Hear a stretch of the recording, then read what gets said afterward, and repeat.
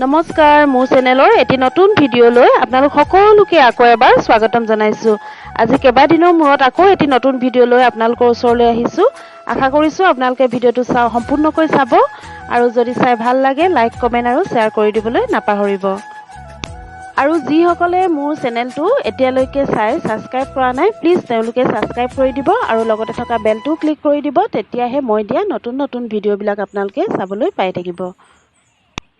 পাহাৰ বগাই বগাই চেনিমাই কপৌ ফুল আনি দিম, চেনিমাই খোপাতে খোপাতে গুজি দিম বুলি। ভালকৈ বিহু গান গাবলৈ নাজানো আকৌ দেই। এইবাৰ আমাৰ প্ৰথম কপৌ ফুলজোপা এটা পাহি ওলাইছে ফুলিবৰ কাৰণে, সেয়েহে পাহিটো দেখি গানটো গাই দিলোঁ।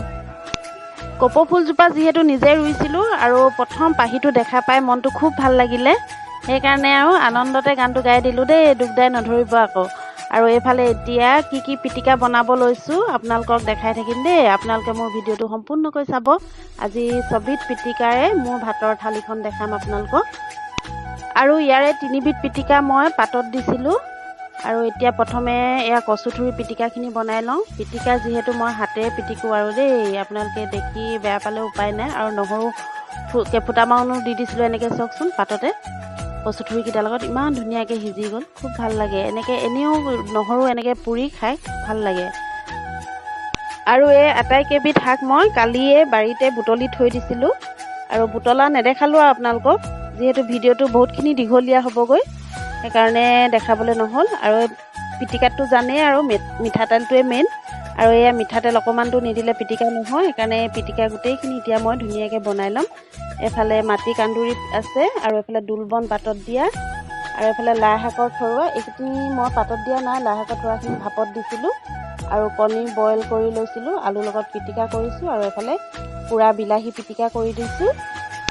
আৰু এতিয়া আমাৰ পিটিকাৰে ভাতৰ থালিখন ৰেডি হৈ গ'ল। এফালে কচুথুৰি পিটিকা, মাটি কান্দুৰি পিটিকা, দোলবনৰ পিটিকা, এফালে কণী আলু পিটিকা আৰু লাই শাকৰ থৰুৱা পিটিকা, আৰু লগতে ৰঙালাও চব্জিও আছিলে, অকণমান চাটনি, ভেদাইলতা, নৰসিংহ আৰু বিলাহী পুৰা পিটিকা, আৰু এইফালে মাটি দালি আছিলে।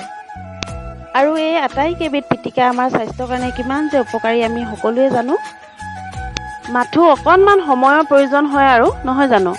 আৰু এতিয়া ৰখিব নোৱাৰিছোঁ আৰু দেই, ভাত খাই লওঁ। আপোনালোকেও যদি খোৱা নাই খাই লওক। আৰু প্ৰথমতে মই কচু পিটিকাৰ পৰা টেষ্ট কৰিলোঁ, খুব ভাল লাগিলে পিটিকাকণ খাই। আটাইকেইবিধ পিটিকাই খুব সোৱাদ লগা হৈছিলে। আৰু যিসকলে এনেকৈ পিটিকা অকণমান হ'লে ভাতখিনি খাই ভাল পায়, তেওঁলোকে নিশ্চয় খুব ভাল পাব খাবলৈ। আৰু মোৰ ভিডিঅ'টো শেষলৈকে চোৱাৰ বাবে বহুত বহুত ধন্যবাদ।